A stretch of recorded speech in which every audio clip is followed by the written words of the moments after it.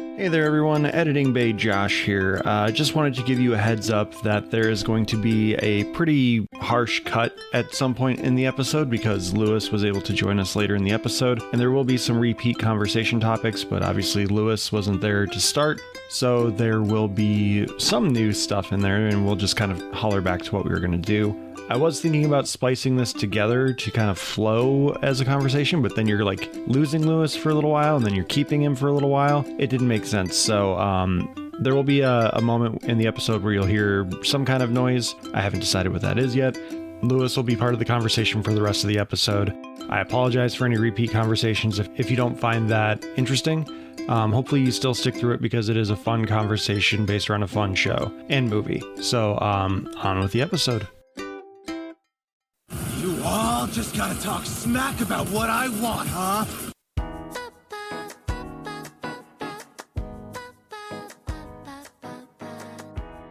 Hello there, and welcome to an all-new episode of Talking Smack, where we talk superheroes, movies, animation, comics, and much, much more. I am your host, Josh Scar, and as you might be able to tell from the intro, we are talking anime today, which that means another thing. That means Slade is making his triumphant return.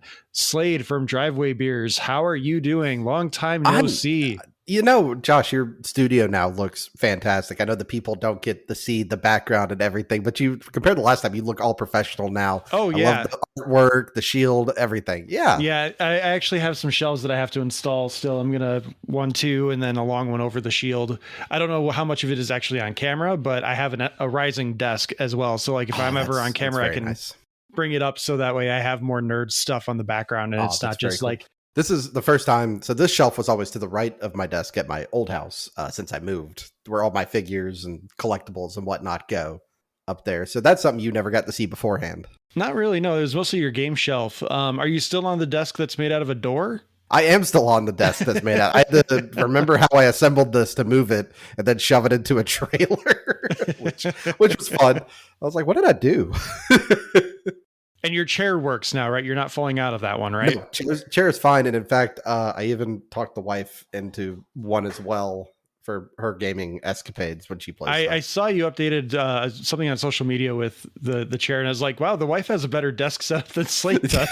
But you have more real estate, I think, with the real door. Estate. Look, her dad's actually like a carpenter. Like he actually makes furniture and those nice. The typical welcome sign you see people have leaned up on their house. Yeah. He makes that kind of stuff. He made the bar for our wedding. That was our wedding present, which was really cool. Yeah, he made her desk. That's why it's way more professional. Mine is just some 2x4s with some screws. All right. Like I did my best when I was like 19 making this, and I can't give it up. I can't say I blame you. So you've gone solo, you've gone on your own adventure. Well, you have partnership still, but it's your own venture going on with Driveway Beers. So please let everyone know about that and what you've been up to for, I looked it up. Our Chainsaw Man, I think the last episode you were on was Chainsaw Man, and that one was in February of 24. Yeah, it's been a while. Hi, I'm Slade. I'm one half of Driveway Beers, where once a week on Fridays, come by, crack a cold one with us. Will and I talk about the ongoings in the world, our personal life. That could be anywhere from video games, animes we're watching, life stuff in general. We're both tradesmen, so I don't blame you for fast forwarding through that talk if it bores you.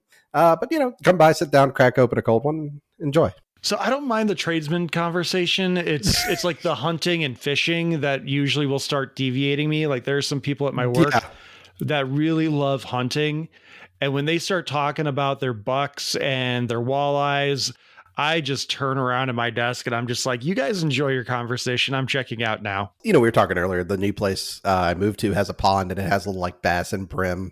And I like doing catch and release. That's the fun to me. I'm not keeping anything. I'm throwing the little guys back in. You're also from the South, so you guys like a little bit of your, it's not even like, technically it wouldn't even be seafood. It would be water food. I don't even know what you would call it if it's not technically seafood. Freshwater fish. Freshwater food. You got your crawdads and shrimp. Catfish. Well, shrimp or saltwater. But yeah. Oh. Yeah. And then, you can eat bass if you want to. I don't know much about bugs of the sea. They're delicious. That's all you need to know. There's a science to cooking them, and it turns out great. Unless that science is throw them in the deep fryer or throw them in the air fryer, I don't know how to do it. That's basically it. Bread them nicely, toss them in the fryer for a bit. They smell, cooked. Go ahead with it. So, Slade, we are here because like over a year ago at this point, we're closer to 2 years now. You and Lewis had tasked. Lewis was supposed to be here, but unfortunately, he had things come up that he couldn't make it. But you and Lewis tasked me to watch Chainsaw Man, and I went back and I listened to that episode because I legitimately am like, I remember like thinking the action was super cool, the comedy was really fun. The ensemble was okay. Like Power is really the standout of that, but there's like really cool concepts that are in there. And I went back and listened to the episode and I was like, oh, Josh, you remember things much differently than what you were talking about, because I was like, I like Denji enough.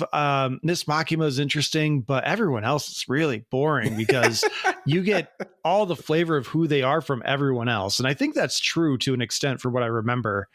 But I just like, I memory hold myself or something where I just had the wrong idea of what this show was or like what the ensemble was, because with Chainsaw Man, the movie, Reze arc, full title of the movie, I walked out of it and I was like, I miss my friends. Where's Aki? Where's Power? Why are these people not involved in this story? Which, like, I know why they are, because otherwise the story is less compelling. But it also happens over a short period of time. But yeah, it's super short. It's super short. Yeah, which it makes sense why they would make it into a movie. So, like, do you want to give a little bit of the background? Because this movie picks up immediately after the events of season one. Like, you see the events of the after party, and then the movie starts. And you're not wrong about being super short. So I had to go back and look because I'm like, I'm sure this is book 6 and 7 for the manga. And then it dawned on me when I came here and looked at my manga shelf. I was like, wait a minute. No, I marked it. It's halfway through book 5 and then all of book 6. And that's it. That's the whole Reze arc.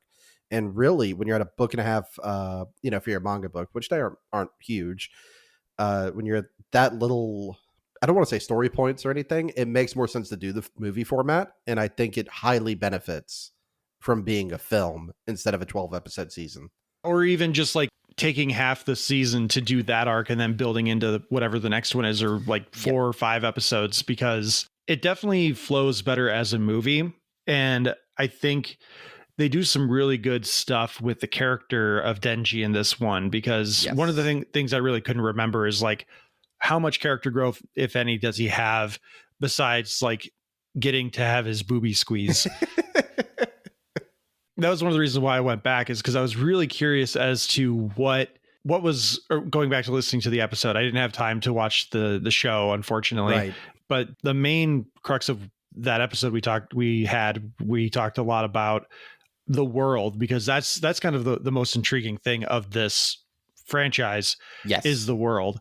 And I think this movie really kind of pulls back a lot because it does heavily focus on Denji as a character and not just like the world and the public safety department. I kind of think it's a lot to its benefit that it pulls back, let us actually have some time with Denji and have some more with him as a character. And the fact that this is also slightly a romance arc, if you will. I mean, obviously it doesn't go good because it's Chainsaw Man, but having it where it's just focused on 2 instead of the massive ensemble, I think really works for the film. And I mean, I really enjoyed it.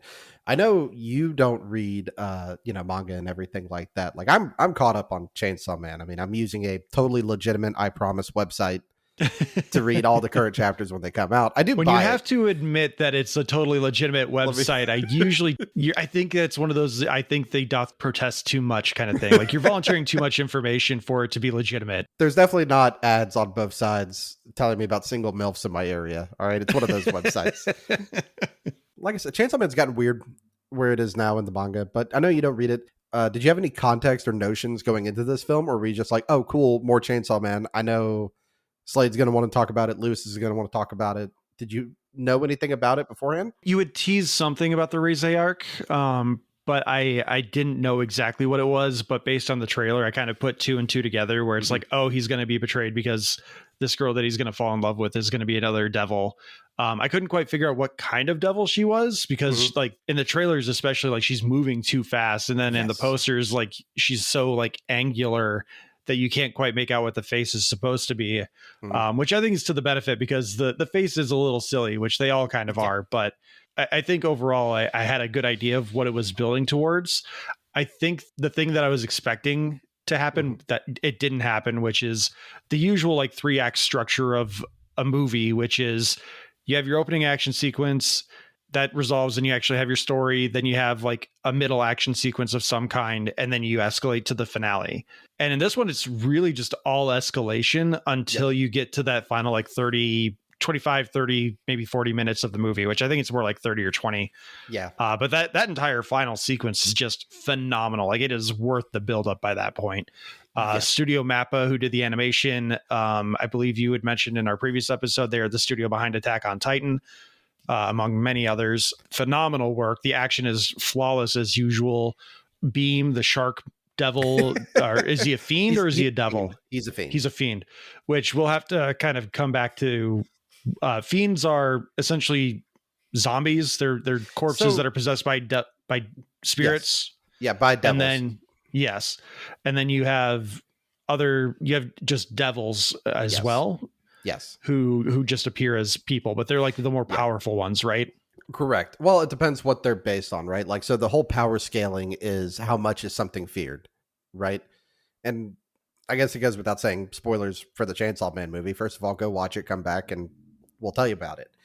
But Reze is the bomb devil, is what she is. But, well, we say bomb devil, but it's really a fiend because she's mostly human. Versus the tsunami, not tsunami. What do you call it? It's not a hurricane on that side of the planet. It's got a typhoon. Typhoon. So versus the typhoon devil is this big, like homunculus looking thing where it's just nasty, gross, not really. It's like a weird tentacle baby. Yeah. That's the big way to tell fiend versus devil is how they really look. Or you take like the violence fiend.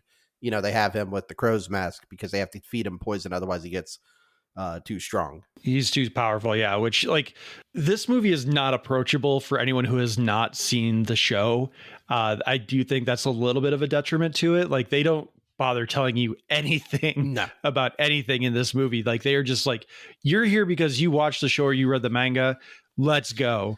They do not care about general audiences, which I think is like a benefit and a little bit of a detriment at the same time. Because again, if you want general audiences to come in, they're going to sit there and be like, what the hell is happening? What's going on? I don't think you would watch this as a general audience. You know, it's like the Demon Slayer movie recently. It's 4 hours. I don't know if you know this. The last one that came out in theaters, it's like 4 hours long. And that's because it's the first 3 hours is just recap. So you know what's going on. Jesus. Yeah. So I think it benefits from knowing what it is and who it's for and just being like, cool, I know you've watched this. Here we go. We don't have to sit here and baby you through the rules. I so appreciate that because it's also treating your audience like they're smart. Like I said, it picks up immediately after the end of season 1 with the fight with the Katana Devil. Yep. And that whole, like, if you don't know what they're doing in that sequence, like, best of luck to you. But it's actually really fun how they get around a lot of stuff, because like I legitimately for the first hour, I think I can't remember now. I just saw this the other day and I'm forgetting a little details. But like both saw this Friday. With Reze, she's wearing a choker. Yes. But like they do a really great job of having her hair move so you don't quite see it. And I don't think I saw it until either they were on a bus or maybe it was a little later in in the cafe scene before they really, like, there's one moment where they show the choker and you see the thing on her pull pin on the side. And I was really proud of myself because I noticed the choker and I was like, oh, that's going to be the thing. Like, that something to do with the choker is going to be what activates her devil form. And sure enough, then like once they're in the school, you get that close up of the pull pin. And I was like, called it. I'm smart. SMRT. That is me. It's the same as, I like that they wait to reveal her power so much as well. But I mean, this thing follows the manga book, you know, front and back. I like that it waits so long and it benefits a lot from just some, you could say, foreshadowing in a way, like with the scenes with the butterfly being caught in the spider's web. Yeah, that's some pretty heavy-handed. It would be more allegory or symbolism. It's in the manga too, but when you're reading the manga, it doesn't hit as hard as it did in the film, if I'm honest. Yeah, because they keep cutting back to it and you see the butterfly continuing to get wrapped in the web, which was fantastic. I mean, everything in this, but you don't realize how strong she is with the way they tell the story, because she doesn't reveal that her powers originally. She's being chased by, and this dude is just a serial killer, right? The guy who was like, I'm going to skin you and show it to Chainsaw Man so I can get his heart. where she just like takes him out by choking him to death. That's like your first example of like, okay, she's really strong. I don't know what her actual ability is yet. They do a really great job of all of that. Like this is a very complimentary review. Like there's not going to be, if I have anything negative to say, I think I've already said it with like, it's not approachable to anyone who has not seen the show. So like with how they portray her, they do a wonderful job of making her endearing. Like if this was a slice of life, she's that beautiful girl that just walks in off the street, sees the average everyman, and immediately falls in love with him for whatever godforsaken reason that they do. And then in this one, it's the same thing. Like she and Denji end up in a phone booth together, and I forget why, but Denji decides he's going to vomit up a flower that he had decided to chomp down on. Yep, it was somebody. They were like, "Please donate money for relief to devil victims," and they'd give you a flower, and he just like ate it. Yeah, and then he decided to do his little party trick. If you back up, yeah, if you remember, it's a little callback to season 1, like the first episode, where the guy's like, "Hey, I'll pay you 300 yen to swallow the cigarette," and he can swallow. And then he like that hacks it up. Which I kind of have the benefit of this, and I guess I did this without thinking about it. So my wife watches some anime. And I told her, it's like, hey, I want to go see this film. You have to watch the show before we go see the movie. And, like I have the benefit of we binged it over 3 days. Yeah. So does she enjoy, or can she like tolerate some horror stuff? She likes it. She can't do, for whatever reason, this is going to be weird. And I think anime gives her the benefit of this, but like she can't watch The Walking Dead because zombies give her nightmares. Chainsaw Man and Attack on Titan didn't bother her whatsoever. Okay. Yeah. I was gonna say the first episode was kind of rough, but the rest of it, okay. Yeah, she enjoyed it, and it's Chainsaw Man's fun. I forgot about how much fun like the anime is, given where what we're in now is being referred to as part 2 of Chainsaw Man, and the ensemble cast is just growing. So I just forget how fun it is. But MAPPA just knocks it out of the park. They do not miss. Yeah, between what is the gear that they call in Attack on Titan? The ODM gear? ODM gear, omnidirectional, yeah. Yeah, between how they animate that and how they're animating these fight scenes in Chainsaw Man, no one does it better that I've seen. Like stuff can look pretty, stuff can look great, but I mean, to make that stuff coherent with as much chaos as is happening around them, it's incredible that you can understand exactly what's happening. Like we could talk about Beam for a minute, the Shark Fiend, right? Or Best Boy, as I'm going to refer to him for now on. You cannot have anything bad to say about Beam. He was a little grating at first, which like that's the idea, but they do a really good job of making him intriguing because he keeps calling him Lord Chainsaw. He's reverential to find the right word towards Chainsaw and Denji and the Heart. And so there's like, oh, what does he know that I don't know that yet? Like, what is happening? And he's such, like you said, he's a good boy. He's like a dog. But he also alludes to the fact that he knows more about the Gun Devil than he's letting on to, and that he hasn't spilt yet. That's the other big thing. Yeah, they haven't found the right turn of phrase to get him to admit to anything. Because he definitely seems to be the type that if you use the right words, he'll be like, oh, yeah, this is the thing I know. Yeah. Without missing a beat. And then he'll be like, oh, wait, I wasn't supposed to say that. Right. And, we talk about the animation, even when things are like, should be completely incoherent, you can get it to where the point like Denji is riding on top of Beam like a horse, whipping the chainsaws around, going through, I'm going to get this wrong again. I was about to say tsunami. It's not tsunami. Typhoon. The word typhoon. I'm only going to get that wrong like 1,000 times. While they're being spun around in the typhoon, dodging bombs and missiles and everything else. You still know where your character is, what he's doing, what is coming against him. That's crazy that you can nail all that in animation the way they do. Yeah, like that's James Cameron style stuff. James Cameron is probably most well known for his ability to tell coherent action so that at all times you are aware of like the spatial setting of the people in your action scene. And especially in this movie, it all just, it works. Like nothing is too distracting. You don't lose sight of anything that's happening. You are told and you are aware of everything that you need to be known and aware of. And one thing I wanted to bring up is, did you end up seeing it in 3D as well? No, I did not. I Okay. thought it was. They put me in the big D, as it is referred to. That's right. You sent the picture of that. Yeah. I wish I got the big D, man. You got to pay extra money for the big D. I didn't pay anything extra for the big D. That was just the cost of the ticket.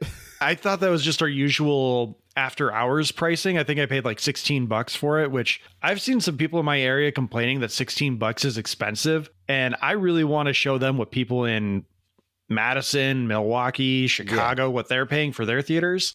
I will pay $16 for an evening show. I'll pay $11 for a matinee. That is fine.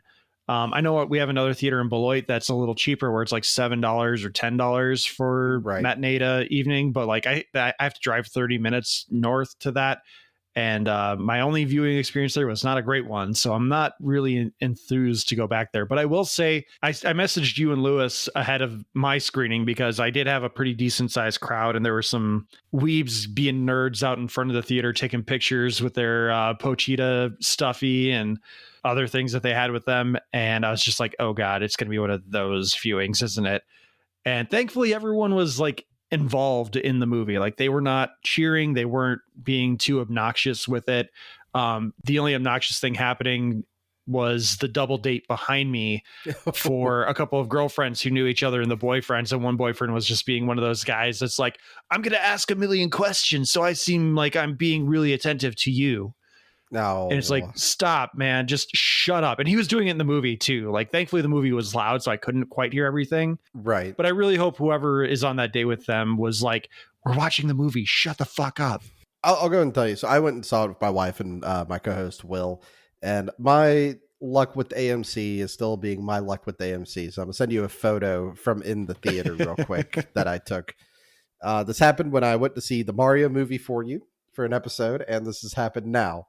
A light was left on the whole time, one of the ceiling lights. It wasn't directly over me this time, but it was in front of me. Yeah, that could be distracting. But no, ours was good. You know, when there was times with like big action, you'd hear like a gasp and, you know, funny bits. People are laughing. That's great. Will and I have both read everything, right? So that's one thing.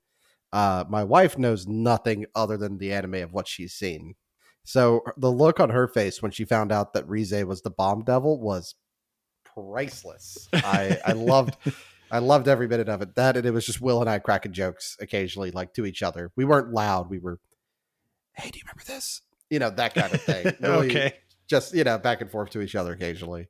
We weren't being obnoxious for once, I promise. I mean, if it's just the three of you in the theater, I mean, I say go for it. There's maybe like, but I think 30 people in the whole theater, and the big D. Yeah, if there is more than your initial group of people, shut the hell up. Like that's my philosophy. I remember my wife and I saw Spider-Man No Way Home in theaters like 2 months after it came out, and we had the theater to ourselves. And so every now and again, she would lean over to me and be like, "Who's that?" And like any other time, I would be like, "Shut up." But because it was just us, I was like, "That's the guy from The Thing. That's Daredevil." Yeah. Oh yeah. So like even then, we were still like talking in whispers because that's what you do in a movie. You don't want to be rude to the employees that come and walk in to make sure you're not doing other things. Here's another one for you, Josh, because you know a lot of stuff you don't know. Seeing some of the characters that you do get to see, because obviously we've said you don't have your whole ensemble cast and everything. There's a whole bit where the tsunami is raging and the typhoon. See, I'm telling you, I get it wrong each time.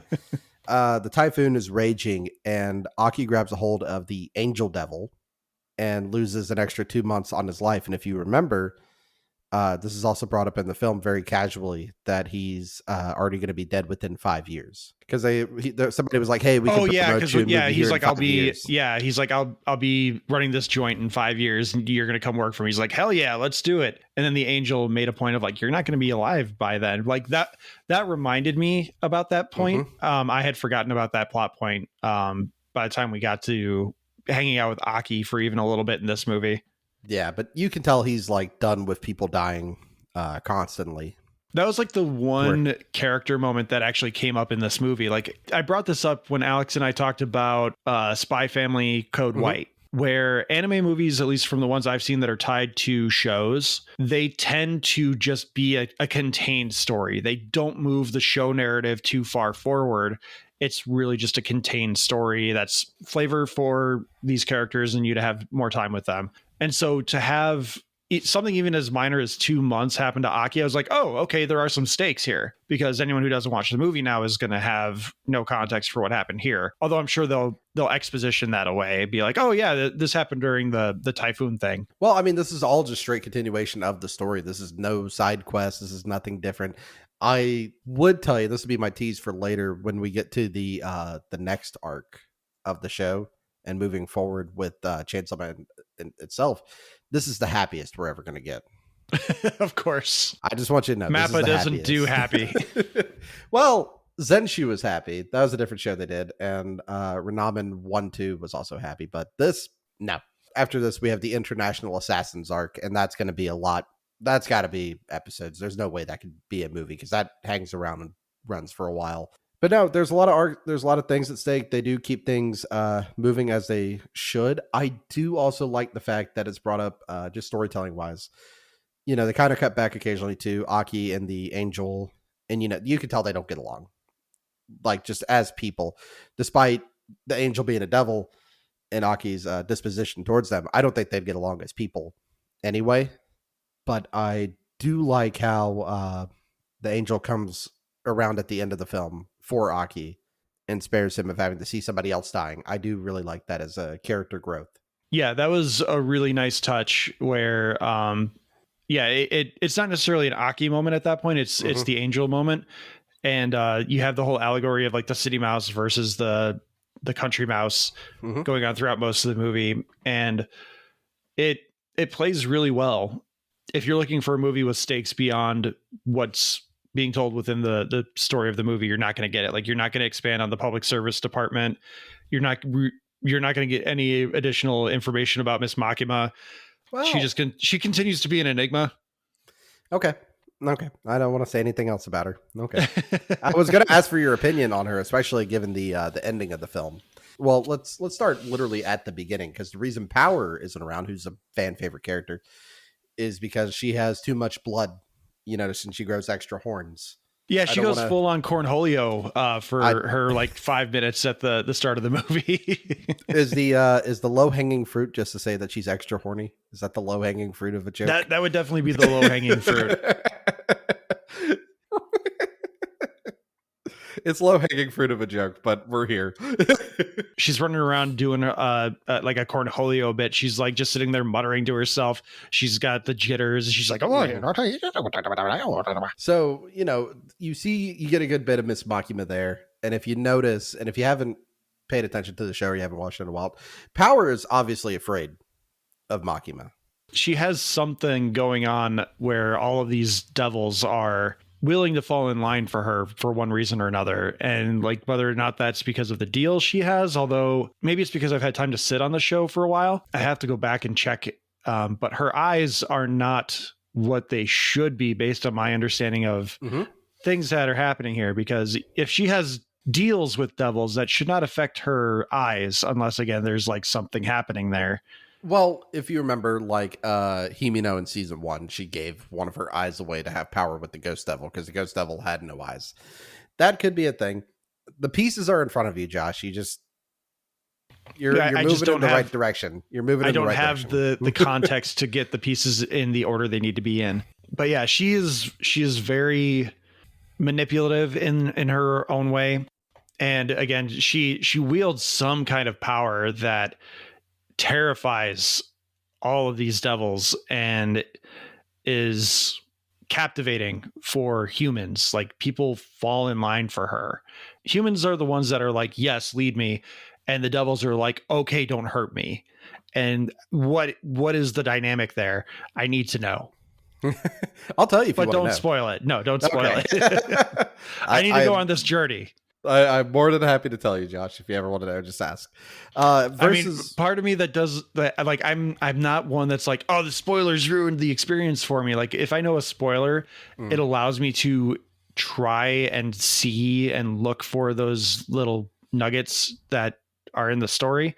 But with this one especially, I'm kind of like, I want to have it revealed to me, kind of like Attack on Titan. Like, right? Tell me and show me what this is. Please show, not Slade.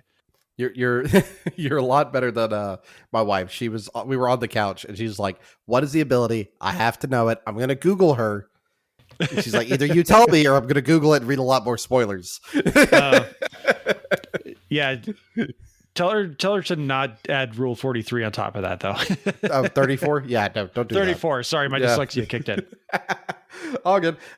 There's that, but then a lot of the anime only people are now like realizing that the polite way I'll say is that Miss Makima may not be the best person.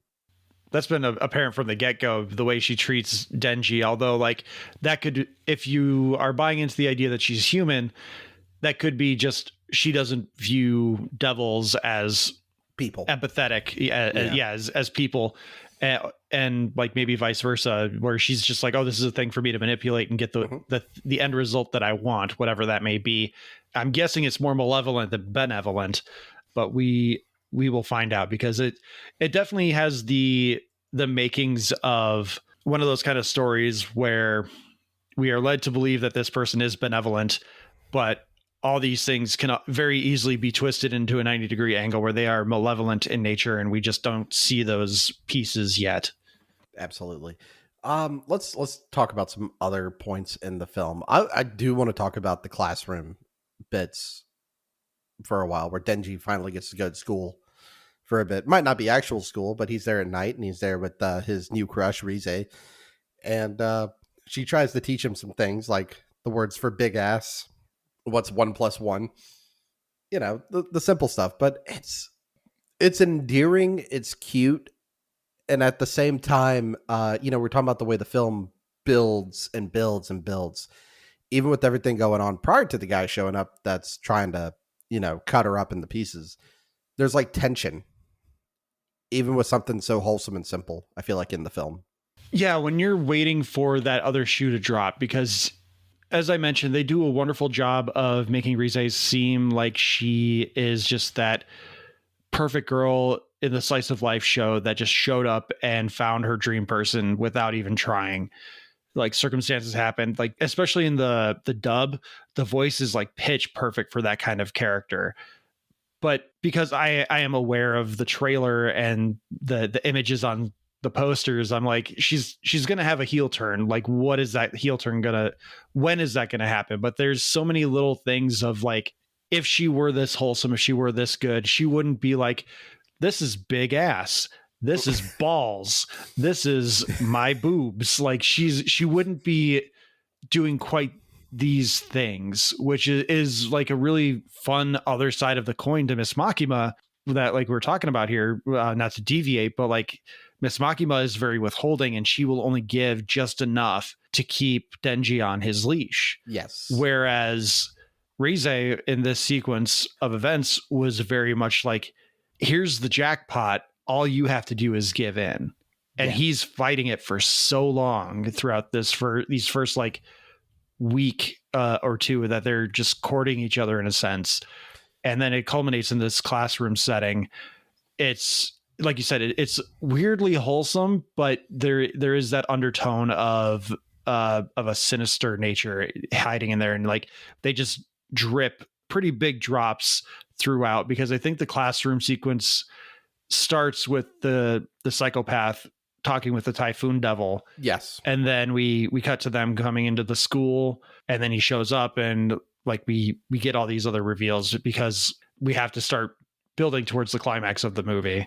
Right. And I'm happy you're picking up on the tones, and especially it makes me happy that you're picking up how they were comparing Reze and Makima together as the two different ways, especially that they treat Denji through the film. The other thing, which I would like to know how you feel about it. So if you don't know this, Tatsuki Fujimoto, the guy who writes Chainsaw Man, big film guy, like loves movies.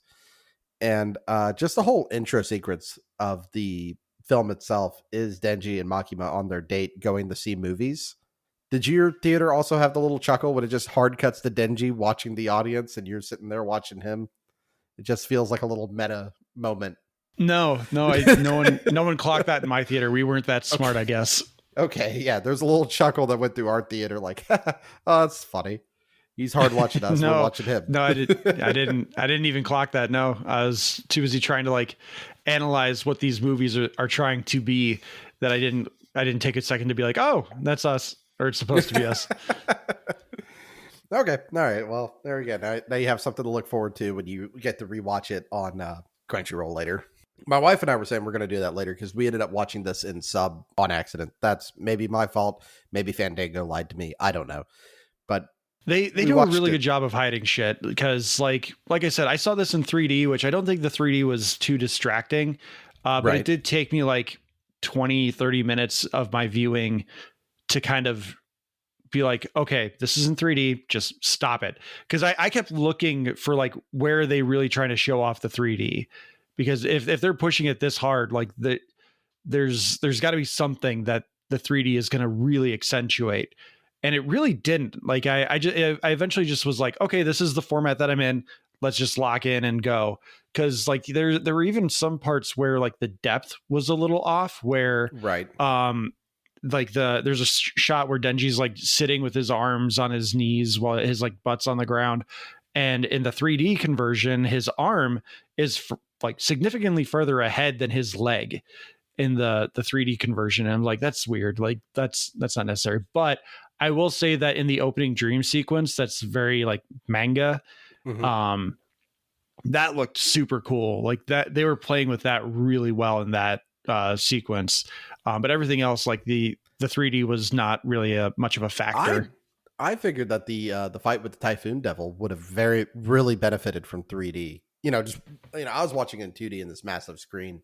That's like they call it the Big D because it's like a mini IMAX screen essentially. Sure. I'm sure like the sound system plays a part in that too. Yeah. So that's why they call it that. But I could see where the 3D would really come into with the Typhoon Devil with everything spinning and flying around. I was like, yep, that would have probably been cool with the 3D glasses to just be like, whoa. Yeah, I was thinking that because one of the things that if you're going to do 3D, one of the things you really want to try and do is like make people fly, because flying is like one of the coolest things you can do in 3D. Either I was just that locked into the movie at that point and I wasn't really noticing the 3D, or it just wasn't that spectacular. I'm not sure.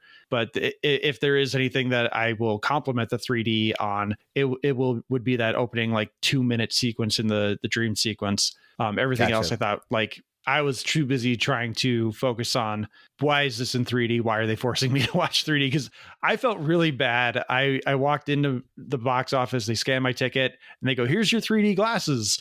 And I went, I didn't get the 3D movie. Thank you very much.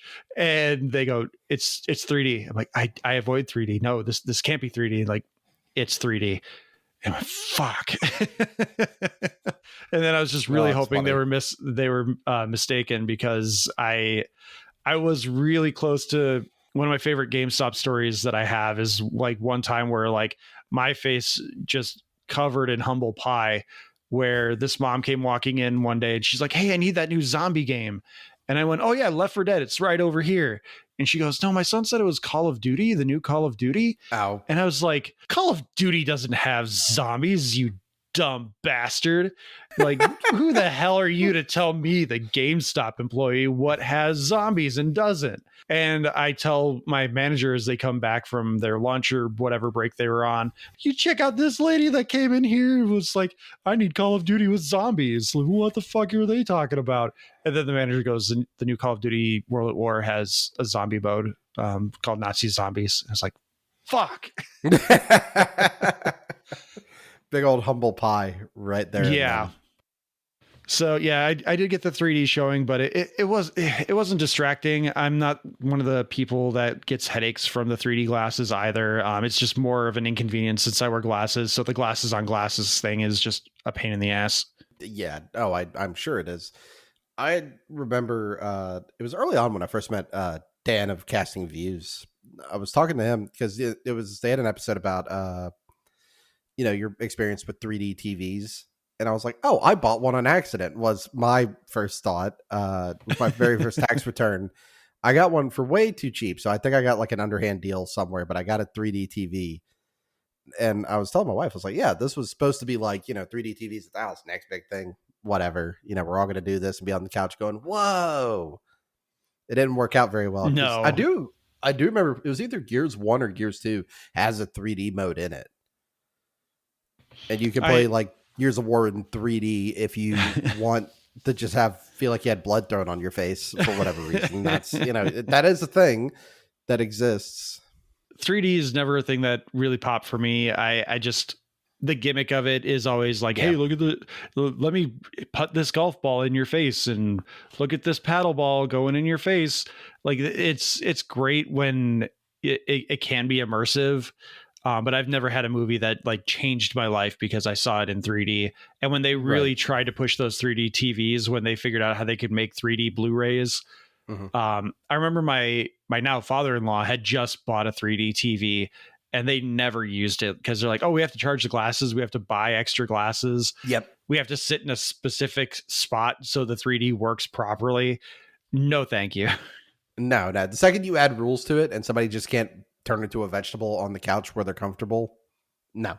And you have to pay an extra $100, $200 for those glasses. Like, no. Right. No. You've buried the entry, or what do you call it? The barrier to entry is too high. All right. So back to, do you have any standout moments from the Reze arc film that you watched? I mean, the entire final fight sequence is just phenomenal. The way Reze flies by just shooting off explosions intermittently from her feet, super cool. If we're talking like a standout, like this is art kind of moment, it's the spot where Beam swallows Denji to protect him, and then Reze just starts pummeling him, and you just see him start to glow. And I was like, she better not be killing Beam. And then he just sits there for like 10 seconds after he spits out Denji, or Denji climbs out, and finally you just hear him go, ouch. It's like, okay, that's a good sign that he's gonna live, at least for a little while longer. I have a really good standout moment, and it's the moment that grossed me out the most. But it was Reze and Denji go to they do the whole, like, as we've said several times, the whole trope of watching your rom-com, and they go to the fireworks festival. That's typically like the last episode, right? Yep. And they kiss. And in a rom-com, you'd be like, hell yeah, this was good. But it's not good because she bites his tongue off. And, yeah, that was startling. Because I remember reading that, but when you see it visually, it hits you different. And Will and I both had a very visceral reaction to that whole thing. We were both just like, oh, ew, It took me a second to realize that, like, I think they do a really good job of holding back on like what actually happened, because you just hear Denji like choking and he's got blood coming out of his mouth. And then you're like, what the hell did she do? And then they cut back to her and she's got like half a tongue hanging out of her mouth. And then you're just like, oh, fuck. Yeah, and it just makes it hit extra hard. I had an idea for you, because we haven't gotten to talk, especially about anime, in a while. Would you like to do...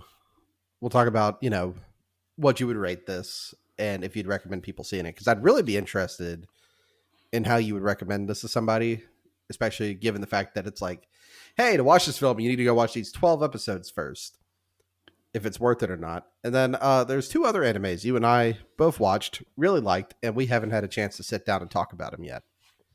And while we're here and talking about anime, we might as well. Okay, so how I would pitch this movie... I would have to pitch the show. You would like, do you like RoboCop? The first episode is basically RoboCop, and then it becomes Men in Black, but much more visceral. And the dude has chainsaws for hands. Like that's how I would have to go about it. And how does that not just sound fun? Or like, what is it? Constantine, either the movie or the TV show, like a weird spiritual invasion of the world that has Men in Black style secret ops going after these devils, but they like make deals so they can become super powered and level the playing field. It's a show that since I listened to our episode on season 1, and even then I say it, but I don't know if I say it as eloquently, but it's a show that I'm having a hard time connecting with beyond the action, because I don't fully understand the ethos of the show.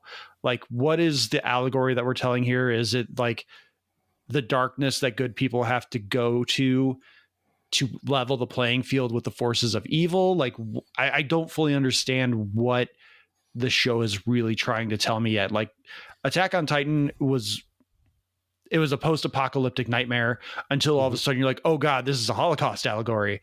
Like there's a hard shift there, but like, it's still something there.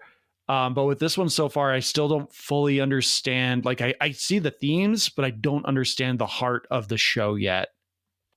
I would say you're on the right track with, like, dark places people have to go to actually get things done.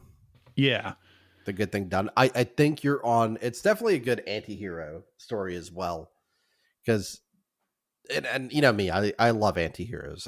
Because they're more interesting, they're better written in my opinion, but I think they're more fun at the end of the day. They can watching. Yeah, and they're more relatable. Like their anti-heroes are supposed to be almost like a canvas for us to project ourselves onto, whereas the Boy Scouts, like Superman or Captain America, they are pillars that we are to aspire to.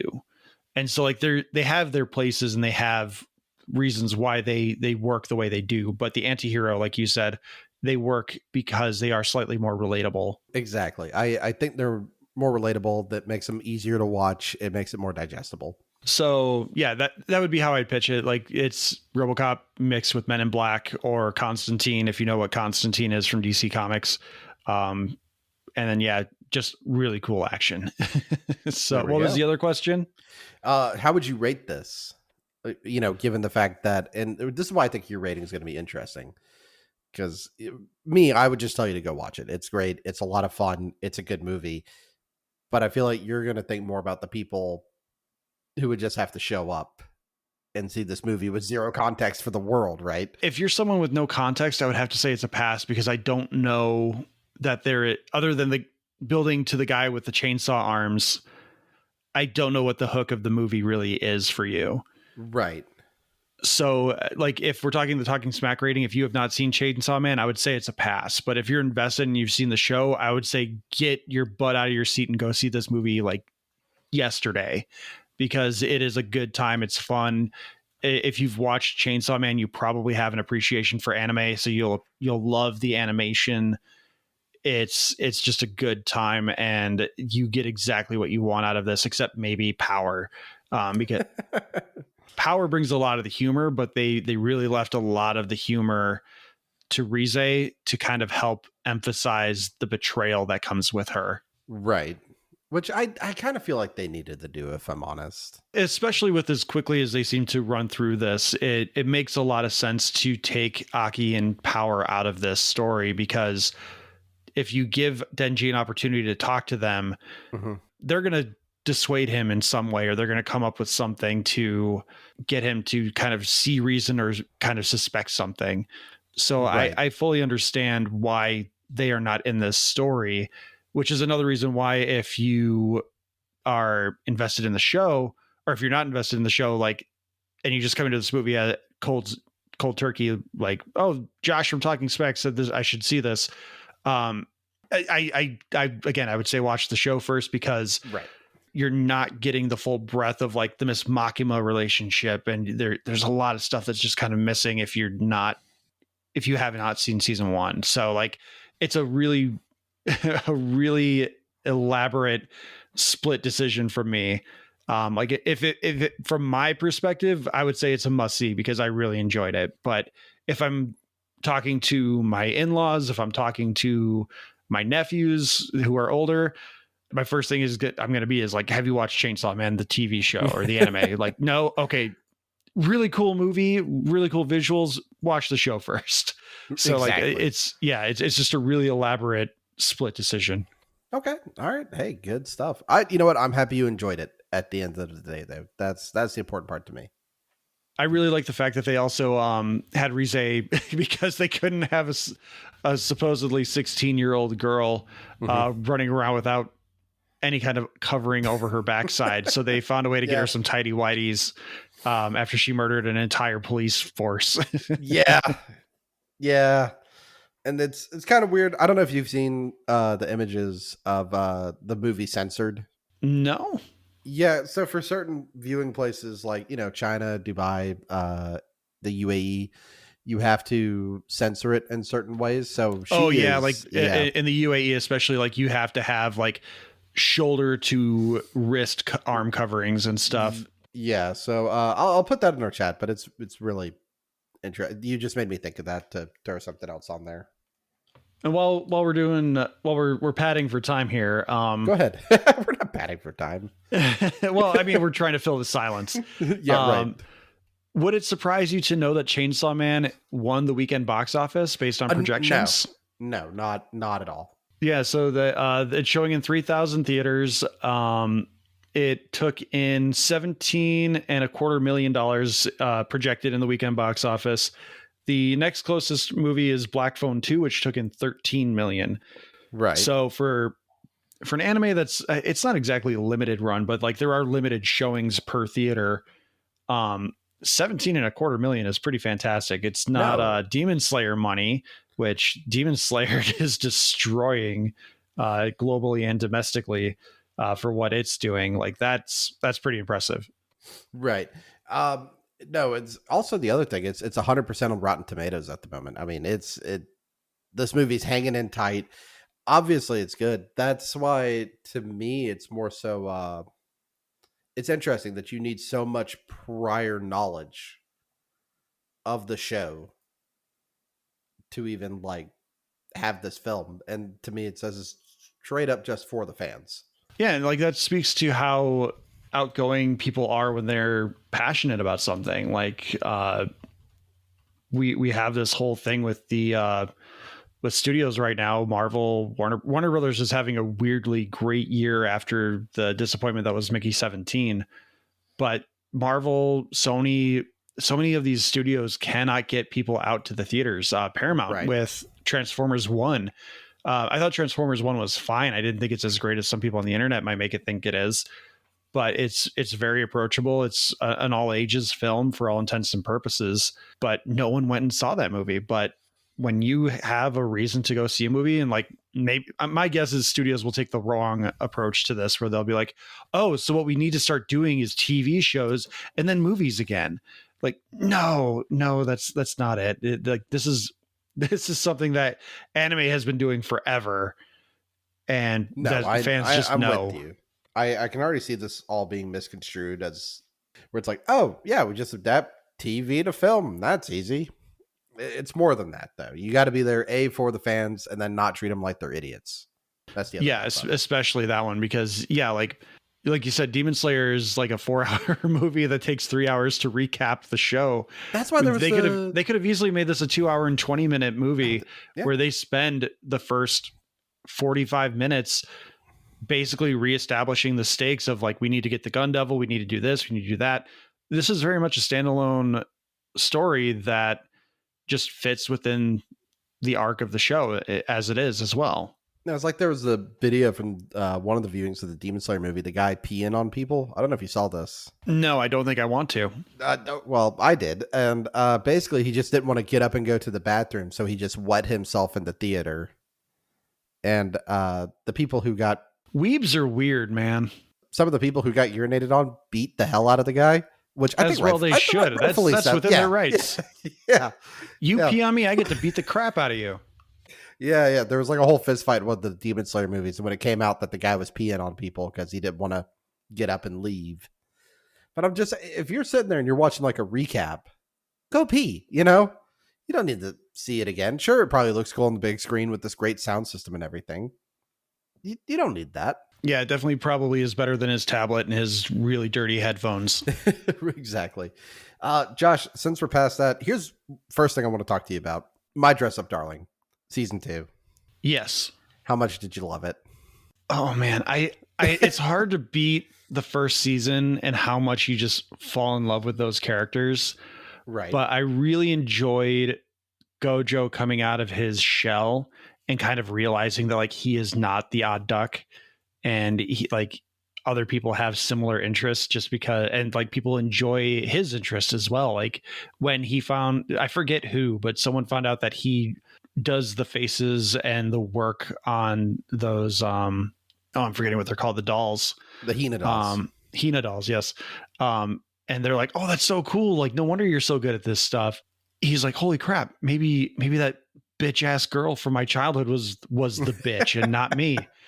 Like it was so good. And like, I think the drawing out of the romance works. There are shows, not just exclusively anime, but like there are just shows that will stretch out the romance because obviously you're waiting for them to get together. And once they get together, where does it go from there? It's either happily ever after or it's a breakup. And they're doing such a great job of Wakana is just so out of it with just like being introduced to this world. And he's just so awestruck that he's surrounded by other artists in their own right. And then you have Maureen, who's just head over heels in love with Gojo. And she's trying to not let her feelings interfere with what is going on. Like she does not want to lose this relationship. So, and she's afraid that a relationship will, or feelings will complicate the matter. And like, that's completely valid.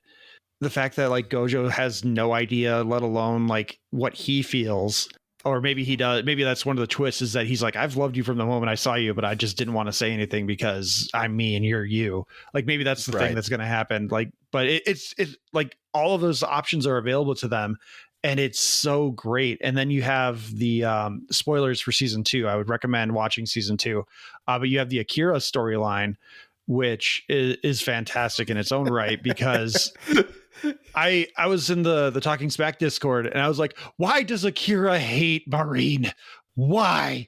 And, I was at the house giggling on the couch when I read that message. I was like, Abdul was just like, you'll find out. And it is the most my dress up darling thing ever. I'm like, I don't know what that means because we've never been an ensemble. It's always been Wakana and Marine. I like season 2 a lot because you're right. It expands so much on everybody else. You get to hang out and see everybody a bit more. And season 2 was a lot of fun. I had a great time with it. It's great because, like I said, they expand the cast. You still get like those little trips down romance lane, and then to culminate the show, like you can't top that fireworks episode from season 1. You can't. No. But they did a really good job of capping off the season because I think it's in like episode 2 or 3 of season 2 where Marine realizes that she doesn't have a picture of just her and Gojo. Yep. And like it never comes up again. And by the end of the season, she's like, I'm going to tell him I love him. She chickens out, but she asks, can we take a selfie together? And it's like, it's a great callback to her, like her just having a thing and wanting that thing. And she did it. So season 2 is so much fun.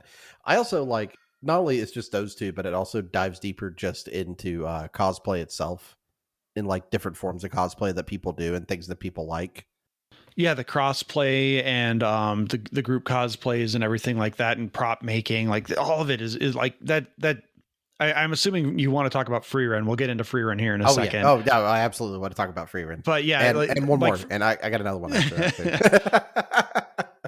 Much like Frieren, my dress up darling is just like a warm blanket for me right now. Like, no matter what day I am having, no matter what is going on, if I'm having a bad day, if I'm having a good day, it is a show that I will wrap myself in, and I will just feel warm and safe. And I will be like, my friends are happy.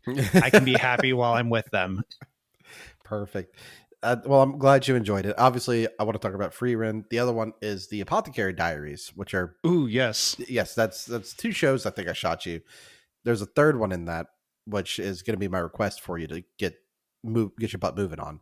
Okay. And make that Crunchyroll subscription worth it. But Frieren, Beyond Journey's End. It's so good. So good. I am so obsessed with that show. Like, I have suggested it to so many people at this point.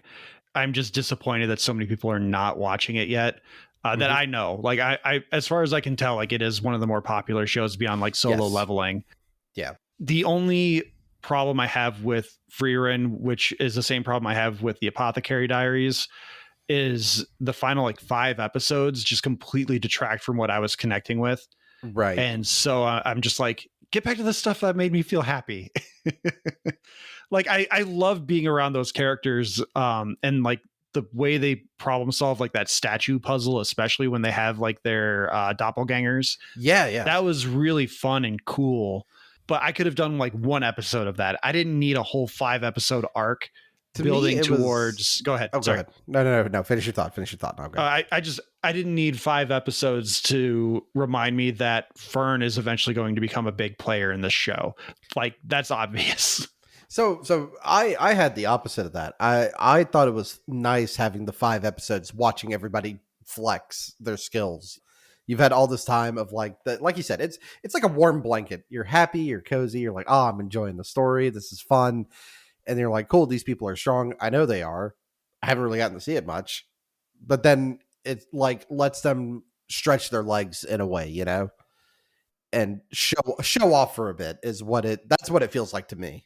That's fair, especially Fern. Like we get a little bit of what Fern's all about in the Dome episode when we find out that she's been hiding her mana, and she's been trained by Frieren to do it, and Frieren has learned from Flamma, and it all works together wonderfully. Like it is probably one of the more well mapped out anime that I've seen, and it just, like I said, it's a warm blanket. The dub is wonderfully done. Yes. Like everyone just talks so smoothly and warmly, but like they never escalate in a way that it's like, oh, it's a fight, it's this, it's that. It's everyone's just like so self-assured in a sense that they're like, yeah, this is life. This is what it is. We're gonna get through it.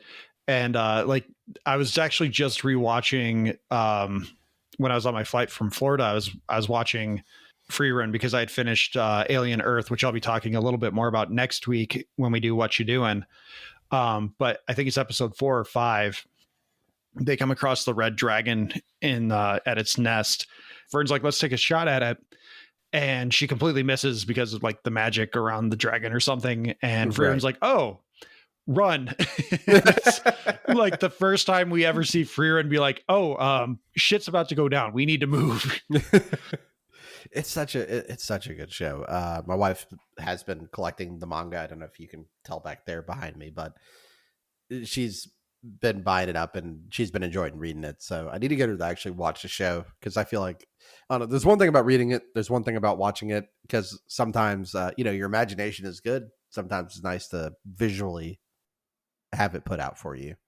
Yeah, and getting those voices for the characters too, I think is kind of a benefit too, especially the pronunciations, because thankfully I was watching this with Ricky and she is fluent in German, and I would not have caught on to this had I not been watching it with her, but the pronunciations of the names like Stark, Heiter, all these characters, they are very German influenced, and apparently they all mean different things. Like Stark is strength or something to that effect.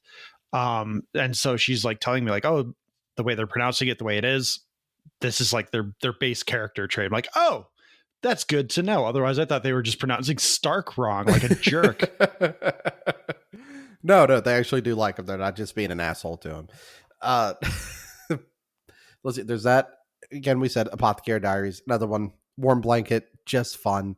It's hard to not enjoy Mao Mao and her adventures. Yeah, it's like Batman or House mixed with feudal Japan. Like it's just a mystery of the week show that culminates. And like I said before, I don't need that coup d'etat storyline, that insurrection storyline that culminates in the last like 4 or 5 episodes of the season. That's not why I'm here. Like let Mao Mao just drink her poisons and just solve mysteries around the palace. Like that's what I'm here for. Touch her frogs. Like that's all that matters. Josh, I've asked you about this before, but now it's on the podcast. My Hero Academia. When are you starting it? Season 8 coming out right now. That's the end of the story. Like it's done. This is the perfect time to start binging. Is Demon Slayer's culminating in these movies as well, right? Yes. Okay, because I think Lewis was trying to convince me to watch Demon Slayer because of these movies coming out. Like it's ending in a trilogy or a quadrilogy of films. Yes. And then My Hero Academia is one I know you have mentioned several times now. Because I would love your opinion, just with you being the big comic book guy, knowing all the superheroes. I would love for you to watch this. I think it'd be such a blast to hear your opinion on it and your takes on the characters, the arcs, the powers, all that stuff. Yeah, I definitely need to be in the mood for it because I have fallen into this warm blanket of the slice of lives because like I can't remember the name of the show. It's like Two Cuckoos or something like that. Oh, a couple of cuckoos. A couple of cuckoos, yeah. I just watched the first episode of that one and I was like, okay, I'm kind of into this. And then the end of the first episode happened and it kind of broke it for me a little bit because I'm like, didn't families know that they had a boy and a girl and then they got swapped and they came home with a girl and a boy? What's happening here? Like, why, where did that go wrong? So like, there's little things like that that are kind of holding me back from going back into the season or an episode 2. But I'm sure there's, knowing anime the way I have become more acquainted with it, that seems like a question they will ask and answer. Like I was tired. I didn't know. Like we just went through 12 hours of labor. But My Hero Academia is on the list. I need to see what the investment is, and I need to see if that's something Ricky would want to watch as well.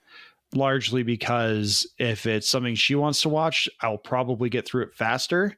Yep. Whereas if it's something I have to watch on my own, that means I don't work from home anymore, unfortunately, so I can't like side view like I did Attack on Titan.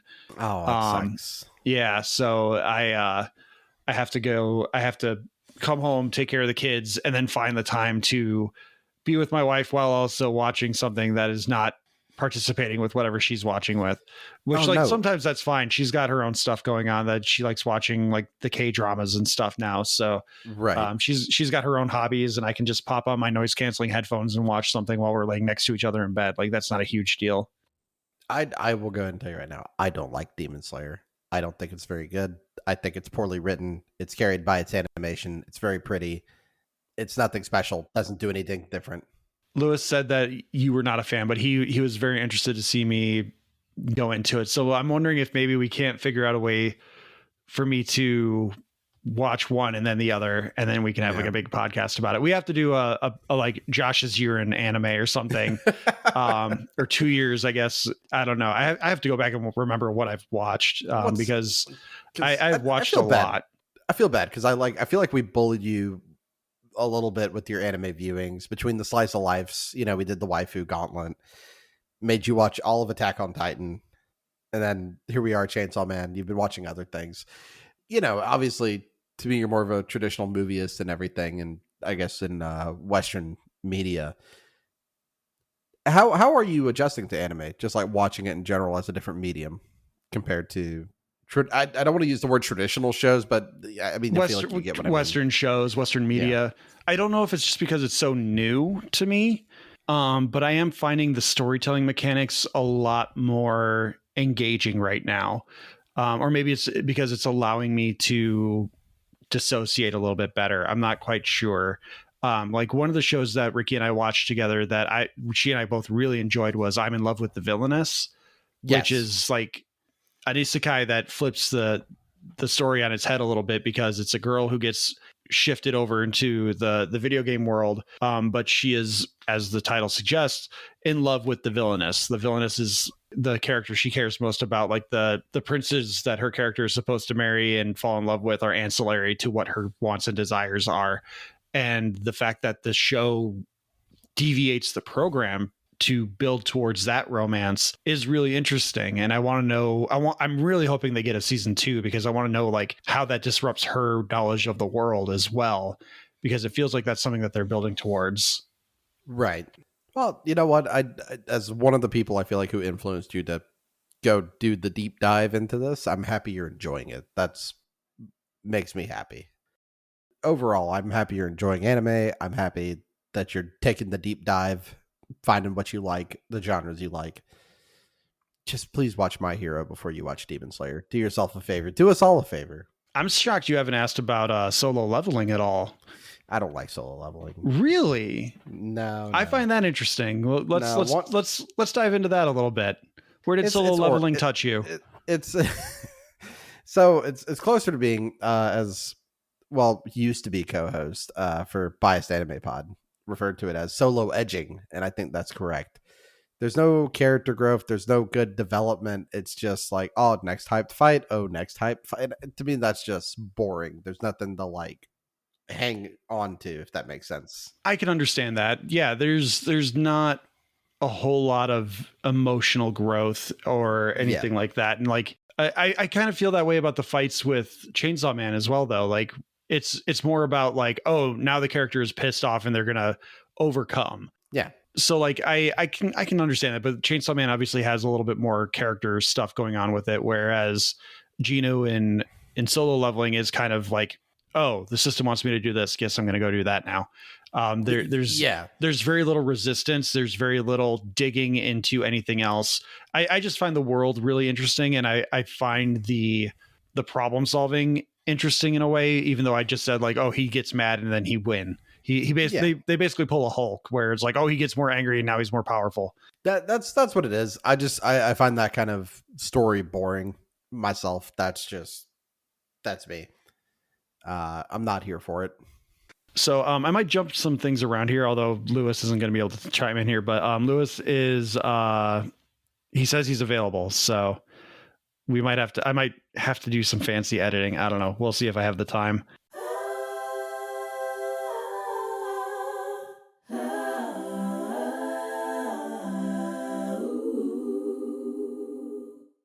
Yeah. So Slade.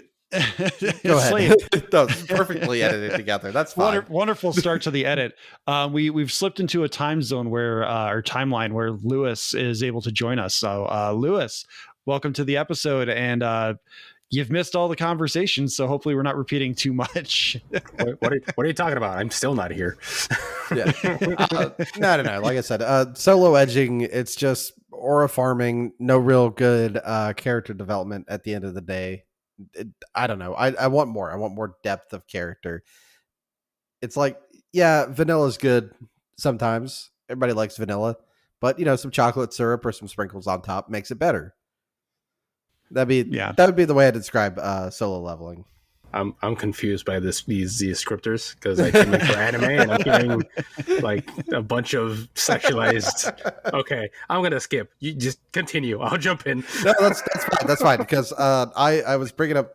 We've obviously talked about Chainsaw Man, Reze movie arc and everything, but Josh brought up that you wanted him to watch Demon Slayer. I said, please don't. Please do. Go watch My Hero Academia as the superhero. Both. Well, Demon Slayer is not that great. But what are you talking about? The movie train. I still don't understand how you don't like that show. I do not. All right, well, let's leave this for the upcoming actual Anime Boys episode. Let's talk about Lewis's experience with Chainsaw Man, because that is why Lewis has hopped on to join us. Yes. You guys can debate. We can do a whole episode on the Great Demon Slayer debate. But Lewis, am I right? You went and saw Chainsaw Man. You saw the sub version as well. I was the only noob who needed a dub. It's what you like, man. I mean, it's what you like. It's a good dub. It's what you like. It's a good dub. I've heard good things about that, about Demon Slayer, about the movie that's breaking all records in Japan. But okay, So, how did you enjoy Chainsaw Man, Lewis? I enjoyed it very, very, very much. It was I don't know how to put this. It was very typically anime movie paced that I'm used to.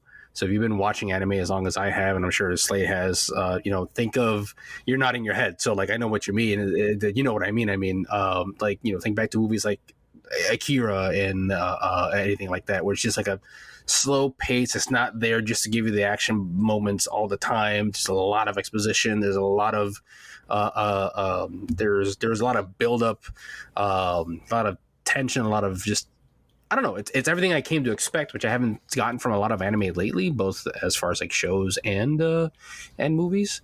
But everything went good. I came in blind. I don't know anything about Reze or anything like that. So I don't know how much you guys have talked about it. So edit moment, I don't know. But it's going to be a big edit moment. I might have to just like slice down what we have. I'm sorry, because what you're talking about is something I mentioned where like I didn't put it in the terms of typical anime thing, but like it's a slow escalation, because one of the things that like Western media has taught us is that it's like act one, you start with an action beat in an action movie, and then you have like your setup for the story that you're going to tell, then you have another action beat, then you have the build to the resolution, then you have your final action beat. Right. Whereas this is just all escalation or build to the escalation and then the final act. It's all built, and a lot of anime movies are like that. From, like I said, from Akira to Genro was the film I was thinking of. Genro. Even things like Cowboy Bebop, even things like look at any Studio Ghibli, Ghibli. I still don't know how to pronounce it. Ghibli movie. Like, it's always like that. It's always a slow build up. Another good way to put it.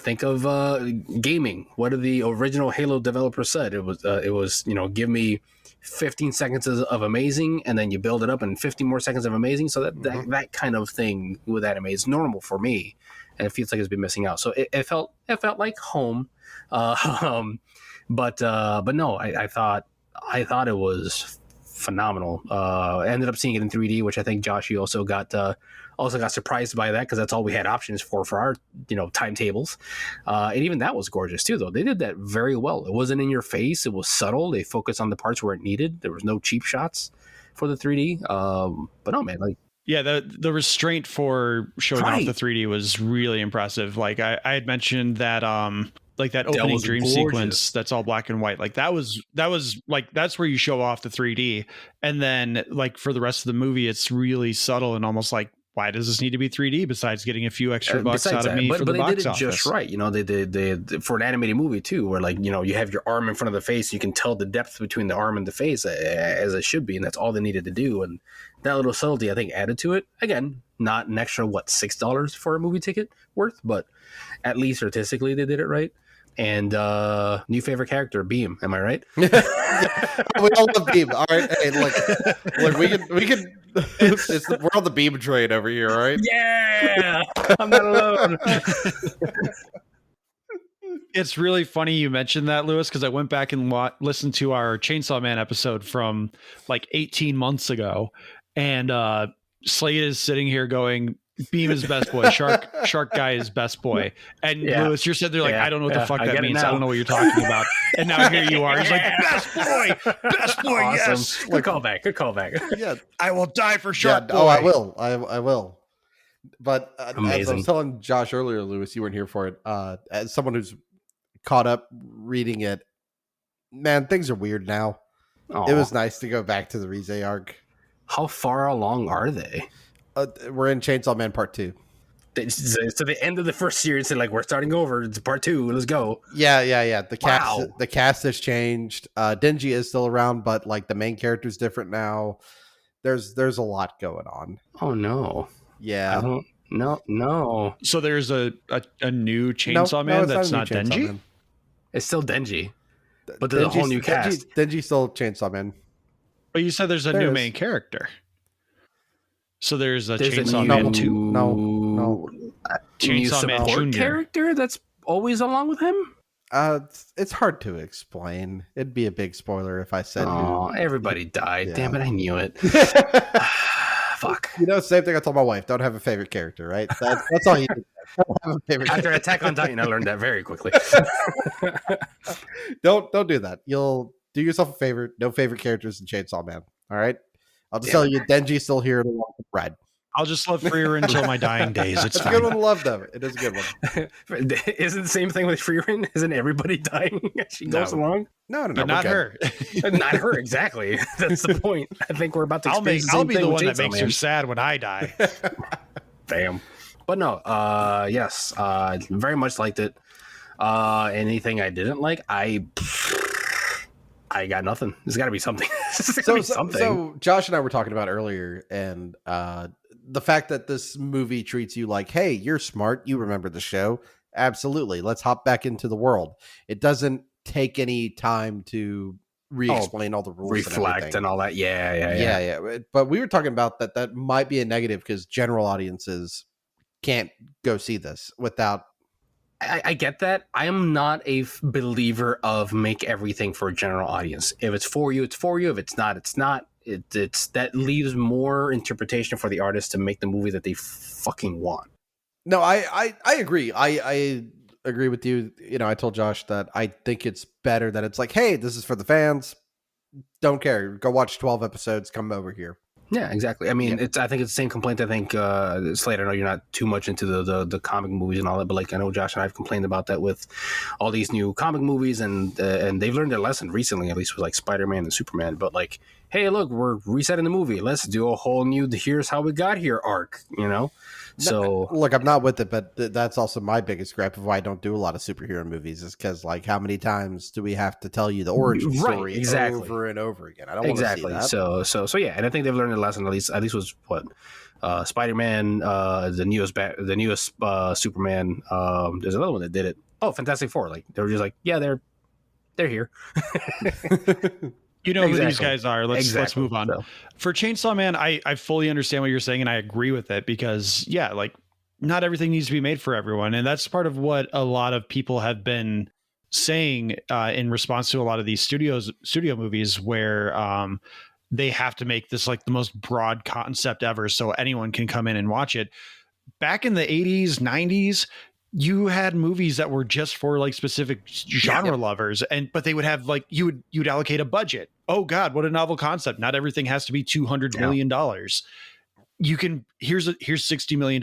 Make your movie for the goths. Here's $20 million. Go make a low budget horror movie. There's wiggle room, but like executives just do not care about it anymore. And producers. And that's one of the things that, it's one of the things that just makes anime so much more interesting because they are very much like, this is our wheelhouse. We're going to make something that ties into our show. If you're not watching our show, hopefully you enjoy it, but we're not making this for you. Here's one I forgot to bring up with you, Josh, which was if you've liked, you know, Tasuki Fujimoto's work, I don't know if you saw, but for the Anime Awards, not mine, but the actual like people who run anime trends on X and what's the other one? Blue Sky. So useless awards. Yeah, X and Blue Sky. They run it on there. His film that came out this year on Amazon Prime, it's called Look Back, won Anime Film of the Year award. Yeah, that was one that you were going to bring to Animation April with Antonio before he had to kind of shuffle things around. I don't know if you've watched it, but if you're enjoying the rest of his work, you should absolutely watch Look Back. It's inspired by his actual life that's split between two characters with two different stories. Very, very good. I don't know what it is. I feel like Fujimoto at the moment, I don't want to feel like I'm praising him too much, but he doesn't miss. His stories are weird, but they're interesting. And with the way stuff is at the moment, I'll take the weird because at least it's doing something interesting. I'm always out with that. And again, something that anime likes to explore a lot, whether it's coming from even your weekly Shonen Jump to things like that and a bunch of other major mangaka or just creators in general. So I'm always down with that. Yeah, you always have to appreciate a swing, even if it's a miss. Like at least they took a swing instead of like, well, what's the most generic thing we could do? Yeah, or if you have time to read it, the book Goodbye Airy, it's really good as well. Lewis, for you though, you have a good standout moment. We've talked about a lot of different moments in the film for the Reze arc. Do you have a good standout moment? One that I personally, me and my co-host for Driveway Beers, we had a visceral like to was Denji's tongue being bitten off. Oh yeah. Oh, my jaw dropped like, oh no. Also like great surprise. Didn't see that coming. Okay. So for me, my one standout moment that I will forever if you guys didn't talk about it, the score in this movie. Can we talk about the fucking score? We did not know it, but it's tremendous. Bro, the score was in your face. There's not a single scene where the score didn't hit the moment, the feel, the aura of the whole scene, and the biggest one, and I promise it's not because I'm like, oh, I'm talking about titties, the pool scene. The pool scene was gorgeous. Beautiful. No, you and the whole internet is in love with that pool scene score. It was absolute, like the most, even without knowing what happens next, like the beautiful, wholesome moment, and the score just fucking drives it home.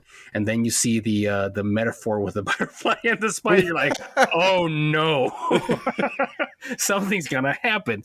Skip ahead, and his tongue gets bit, and you're like, there it is. That's right. You haven't read any of this, have you? No, Okay. I'm not a manga hater, but where I start in the medium is where I want to stay in the medium. That's fair. Yeah, if I start on the manga, I'll stay there, and then of course I'll watch an anime because but then I'm gonna continue. Like right now, what's the thing that my wife is trying to get me to just stop doing this? Let's go read the book, and I'm like, no, and I can't remember. I think it's my dress up because she's not sure if it's gonna get a renewal or not. So no.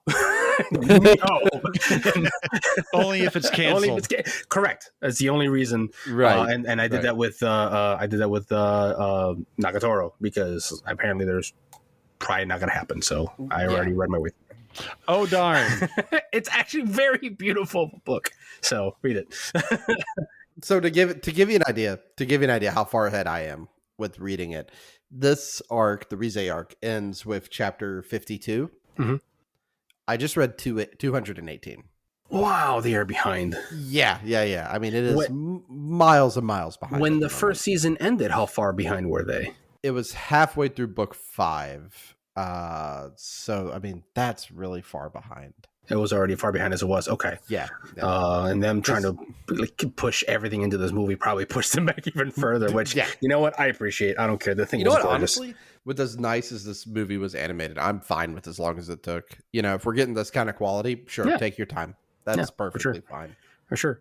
I'm in the same. Again, I know you don't like it. We're not going to talk about it, but like Demon Slayer is 3. In case you didn't know, Josh, Demon Slayer is a 3-movie arc to finish the whole thing. But whether you hate it or not, you have to admit that the damn thing is gorgeous. Take your time. Take your time. I said that. I said it's very pretty, but it relies too much on that. The story's not great.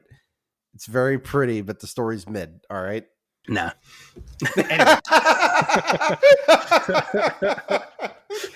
you know the meme where it's like me putting down my well orchestrated argument, and then somebody just goes, "Nuh-uh." That's what that was. Ding. I'm not saying it's the best thing since sliced bread, but it's not mid. So, Luis, you and I are in the same boat. We don't have the manga to fall back on and know what's coming. Did you watch any of the trailers, or were you just like Chainsaw Man movie? I'm in. Chainsaw movie. I'm in.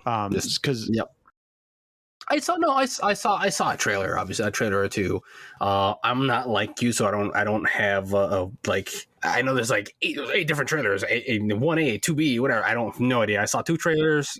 I only watched the one. I only watched the one. But like Denji has one line in the trailer where he's like, everyone only cares about my chainsaw heart. What about my heart? My heart. What about Denji's heart? I was like, oh, okay, so Reze is going to betray him in some fashion. So like that's where I was just like waiting for that needle to drop, where it's like, where's the betrayal coming? Where is it? And then you have the moment where she kills the guy who is contracted out to go get her to kind of lure Denji away. And you're like, oh, okay. Yeah. She's definitely off. She's not just bait, and she's not just like this manipulator of some kind. She is coming after Denji for her own reasons, especially once you get that reveal of like the typhoon devil being like, oh, I didn't realize it was you, Mr. Reze. Like, oh, my begging pardon, madam. Like, she all of a sudden just like the tone shifts in the fear of who she is. It's like, okay, what happens next? And I don't know if you guys well obviously you already knew going in, Slade, so but I don't know if you caught it, Josh, as she goes off to excuse herself to the bathroom, the camera angles get wonky, the overtones and the colors and her movements already get wonky, and that's when you're like, she's going to the bathroom, okay, whatever, it's weird. And you kind of have the she also, like, apparently Japanese schools only have like one bathroom every like 6 levels or something. Like, she went a really long way for that bathroom. I'm glad I'm the only one that thought about that. I was like, why is she in this? No, I was like, did she go to another floor? What are we doing? But no, that was cool. And then of course when the dude came out, you're like, oh no, that's like that's the gotcha moment. Like, no, if you're thinking one way, no, you're wrong. She's still a damsel in distress. She's a normal lady. When she got chased up to the front, I'm sure you guys noticed when the close up of her face and she starts like just furrowing her bra and she starts getting all twitchy in one eye. I was like, wait, but she's also screaming in distress. And then, oh, there goes the leg lock. Sweet. So that was a cool misdirection. So like, my wife, she just watched like all of this in one go right before we went to go see the film. Like we binged it over 3 days. Rapid fire. Hell yeah. Yeah. And she had no idea that it was about to be the bomb devil. How was the reveal for you? Yeah, I didn't think it was gonna be that deep. She's like what, the second in command to the gun devil, right? She's up there. I wouldn't say second, but she's up there. They made it sound like she was like they're like partners. Nope, there's more. Gotcha. No, yeah, no, it was it was cool, and it's also like, oh damn, we're already there. So, no, man, it was not expecting her to be like a devil of sorts. But then the other thing that threw me off too is that she was also a Russian. She's a human Russian. Not Russian USSR. It's USSR. Sorry, my bad. You're right. Yeah, Soviet. Because the way the time is set. Yeah, which is interesting in itself, like in a historical. Not to tangent too much, because like, you know, if the Soviet Union, just because the way it works in the communist country, you know, if they want to like train somebody to be the best artist or to be the best violin player, they'll pick somebody up at birth, and at 1 year old, they're like, here, do this, be better at this than everybody else. Right. And it feels like, not trying to give too much away, there's a lot more going on in the USSR with them trying to make sure they're on the side of devils. So like, is this timeline of this, is the Chainsaw Man timeline during USSR, or like is USSR in the past? Like we're here now. Past. Is so it? Yeah. So this is I would, because if you notice, nobody has cell phones or anything like that. There are like radios in the car. Yeah. Everybody still got big boxy TVs. So the exact years never stated. Kind of predicted late 80s, early 90s. It's somewhere. I never even noticed. Holy shit. That would make sense given the phone booth too, because the phone booth is really old school as well. Yeah, well, they still have those over there in Japan. They still have phone booths. It's still a thing. Do they actually? Oh, right. Yeah. Didn't know. Oh yeah, you sent me the picture of the people apparently are going to Denji and Rize's phone booth, and they're leaving flowers. Yeah, it's very awesome. But yeah, no, man, I loved the entire movie. I'm trying to think of a complaint, and I promise I'm not trying to be that guy. Like, I love every anime movie. Like, I'm trying to think of a complaint, and if there is anything to complain about, I think again, it's going to be from people who want to see this movie based on what they saw from the trailer, and then all of a sudden they walk into it and they're like, what the fuck is happening? What's going on? Because it's not a general audience movie. It is very much an anime, a fan of the show movie. Like, I think that's the only legitimate complaint that people could have about this movie. Otherwise, if you are invested in the show in any fashion, it's a great continuation of the story. 100%. No, exactly. And I mean, it picks up right where everything left off. And even then, like the Josh, we didn't talk about post-credit scene. I don't know if you stayed for it. I did. Yes. I figured there would be something, and I was very happy to see that Power at least came in for a few more minutes of screen time. Ends. It ends with that. So I mean, we're saying fuck it, eating the flowers. No, I do love how like Power is just non-existent. It started off with like, what the hell's up with your horns? Oh, nothing's up with the horns. It's just nothing. Oh no, she had too much blood. That's all it was. No, I know, but like, it's like, you know, what's gonna happen? Is that gonna mean anything? Is she gonna come in and save the day last minute? Like, nope, just it's go fix important later. It's important. Oh, I'm sure, because that's how these things are. And it's a way to get her out of the story for now as well. Exactly, and we're gonna see it come back in the future. I'm almost certain of that. You know, it was fantastic. The ending was also what's up with, oh my god, I forgot his name. Angel Man. What's up with him? No, it's just Angel Devil. Angel Devil, yeah. What's up, like what is his deal, dude? Like, what's the deal with the Angel Devil? What's the deal with the Angel Devil? Oh. I can't say much. Oh man, like that was fucking awesome what he did at the end. Just with the arrows, or spears or whatever you want to call them, and you're like, oh, more of that, and he doesn't. You're talking about just making the straight up Neon Genesis reference. Yeah. No, but no, I can't say much more because otherwise we get in the spoiler territory. So gotcha. I'm happy. The same thing I was telling Josh. I'm happy y'all are asking questions because that's what you need to do. We're going to start wrapping up this section of the podcast because the edit is going to kill me. I'm so sorry. I love you, man. Thanks for letting me hop on. No, I could have easily said no. I could have said, Lewis, I'm sorry, but I really don't want to have to edit this around this. But I wanted you on here because you're a big part of the anime boys. I haven't been on in a year. No, I'm not. We haven't really done an anime episode in that over makes a me year. feel We better like the then. last anime episode I think we did was the like anime centric episode was the Chainsaw Man episode, and I think after that was I did a review for Spy Family Code White. And then other than that, it's just been like me talking. It's on Crunchyroll. You should watch it. I know. Quick tidbit, not to add any more to your editing or anything of the sort like that, but like I would like to take credit, give myself and Slade complete credit for you just becoming an anime boy. That's what I was asking Josh earlier. How you because he's telling me the stuff he's watching on his own, how much fun he's having. I'm like, this is great. This is good. I've been seeing his activity on Crunchyroll. It's awesome. The only thing I told Josh, I was like, you're not a true weeb. How'd you get my password? Like, you're not a true weeb till you have a figure, and that's the only thing I don't see in Josh's background. He needs one waifu statue. I can appreciate not you can buy me a Yor, anything. you can buy me a Frieren. I will take it and I'll put it on one of my new shelves that I have yet to put up. I can, as long as he can appreciate anime, he can have a clean shelf of. I've never had an issue with like appreciating anime. Like I've always been like, it's for you, it's not for me. I don't understand it. And then, I mean, thanks to the Waifu Gauntlet, you guys kind of opened up my eyes to like what anime can be. When we started, the only anime you knew was that Sailor Moon because of your wife, and then you knew that Dragon Ball Z was annoying because you have your friends and nerds who just don't shut up about it, and you don't. And because it's like 75,000 episodes. Yeah, besides that, One Piece. I don't want to hear it. Anyway, I didn't even know what One Piece was. I know that was a DS game at some point. Jesus Christ, or a Wii game. But yeah, no. I just good job, man. Good job. We need to do more of these. Thanks. And again, I appreciate you guys opening these doors for me because as I was mentioning to Slade earlier, when he was, or maybe based on how I'm editing this, maybe it'll be after this.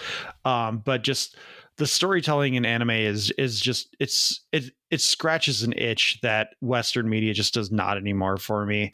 Like there's still stuff that I can find that I really enjoy.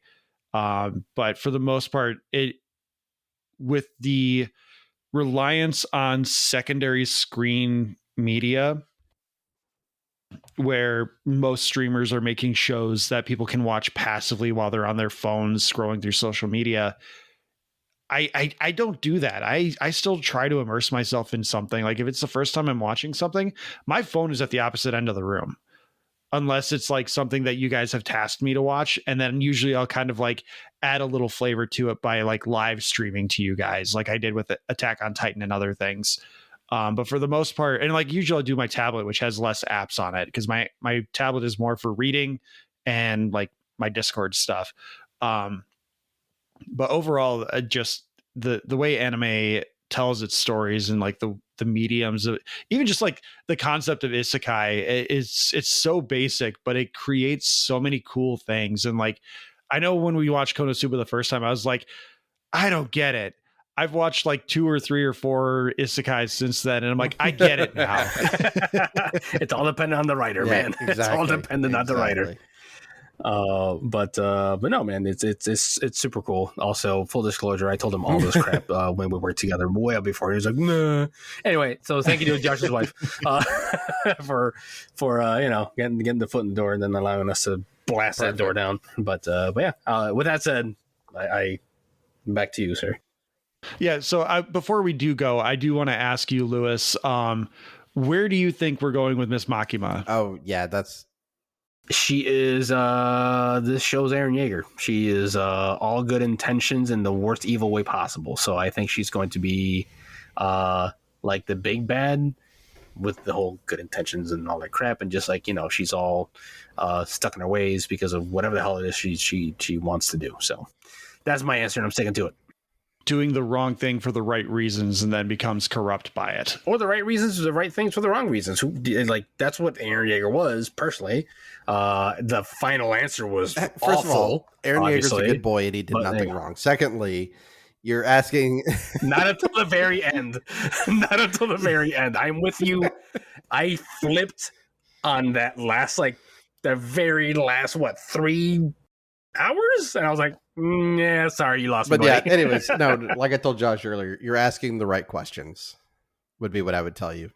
I think if you weren't asking that question about Makima before even the movie, you're an idiot. Because I feel like it's kind of missed, but sometimes it's obvious, sometimes it's not, about the way other devils or people act around her.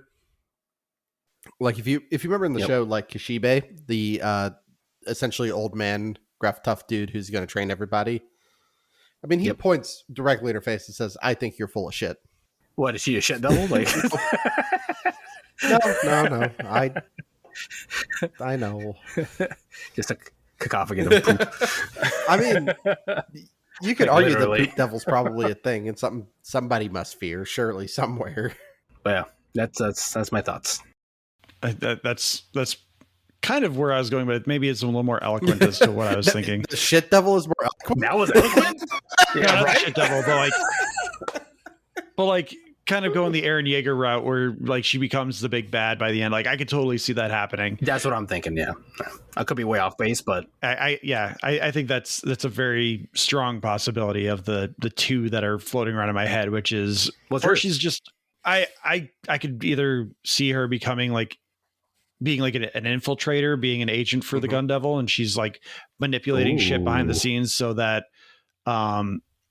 the Gun Devil is at least always a step ahead. But again, obviously we have to know like what is the thing about Denji's chainsaw heart that is also so special. What makes the chainsaw so special that it's able to go up against the Gun Devil? Or she's like the Nick Fury type where she just is all about the mission, or you can even make it like a Batman allegory where she just does not care about anything but the mission, and she will do whatever it takes to complete that mission. Or like it could be a little mixture of the both where like she's maybe working alongside the Gun Devil, but she has her own means and she plans to betray him at some point. So like there's like the entire possibility is there. Those are like the three that just keep popping around in my head as like the most likely scenarios. I do think there's going to be a turn at some point where at least trust is broken between Denji and Makima, if not as a result of her becoming outed as the villain of the true villain of the story, or just because he's going to realize like, oh, she's manipulating me to get her own means. And let's face it, that whole movie theater part, that's the build up to that trust, and just to be broken. She's trying to read up on his feelings, his heart, and then that whole thing was so suspect. She's doing just enough to keep him in line. Fuck you, Slade. This is fun. We should just have me and Lewis pontificating on this, and Slade just does like a practical Joker's kind of like voiceover of the whole thing. It was like, oh, they're not too far off. I'm sitting here just doing my best Clarkson smug face. Just Mr. Burns-esque. Excellent. y'all are getting it. I mean, like I was telling Josh, the next arc is the International Assassins arc. We're on to there. I'm not going to say how many arcs there are before part 1 ends, but we're about the halfway point. It's halfway. Okay, cool. I don't care. I mean, knowing how many arcs there are doesn't bother me. I don't know if it bothers you, but I'd like Didn't a countdown. Didn't you say that there was also a plan of them doing like a season and a movie to kind of keep things moving? I did not. I said that some of these arcs, with the way they're paced, it would make sense. Okay. It would make sense. That makes sense. Like, okay. So like this year, Luis was essentially a manga book size, was 1.5 volumes. Fits perfect. That's perfect for a movie. Yeah, it's a movie. Yeah. Versus the show is 1 through 5.5. And that's a lot of animes do that. Actually, they'll finish the whole. We're gonna finish the whole thing finale with. It's the same. A movie I think I don't think my Dress Up Darling is gonna get like season 3. My bet's a movie because there's not that much left. There's not that much left. Something. Yeah, it's only 15 volumes. It ended on like 11 3/4. So not too much left to do. And that's why Demon Slayer is doing what they're doing. That's why Attack on Titan, I think, should have been a movie, but I think it was so prolonged that they're like, we don't know what we're doing. Yeah. So they just did it. They're 8 different final parts. It's fine. It worked out. It's fine. Yeah, I'm so cool with it. Okay, enough. All right, Josh, finish this up. Yeah, let's wrap this up. Slade, please let everyone know where they can find you last time. Hi, I'm Slade. You can find me pretty much everywhere at Slade Plays Games, except Instagram. That's Slade's Life. You can find me on my show, Driveway Beers. If you follow at Driveway Studios, you can find us there. We're me and my friend Will once a week get together on Fridays to talk about life, what's going on. So come by, say hello, crack open a cold one, and enjoy conversation between two friends. Everybody's welcome at the driveway. Just stop by and say hi. Beep beep. Yeah, hey, beep as you go by, right? Yeah, I am nowhere. I am at Josh's beck and call for these because I'm just a friend. I like talking about anime. He is one of the anime boys. Hell yeah. You can join us on our Discord that Lewis does not participate in because he doesn't Nope. understand Discord as an old man. Once in a blue moon. The link is in our episode description, so you can join us there. I'm all thrown off now because this is not our usual music. I did special anime music for Slade. You can follow us on all the social media platforms at Talking Smack Pod, Blue Sky, Instagram, Threads, Facebook, YouTube. Email us at tsmackpod@gmail.com. Thank you to Leo Allen for our musical themes, Beppo for our original avatars, Retro Ale Studios for our Ricky avatar. Please like, subscribe, rate, review on your podcatcher of choice. If you're watching on YouTube, please hit that like button. Please hit that subscribe button. Thank you so much for listening. Slade, Lewis, thank you for being here. Slade, what should people be watching? Oh, at the moment, what should people be watching? Right now, My Hero Academia is wrapping up season 8. Be there. Frieren, absolutely. The Apothecary Diaries. Why have you not watched Chainsaw Man yet? You've listened to this. Go watch it. A testicle devil appeared and went apeshit on his nutsack, ma'am. Yeah.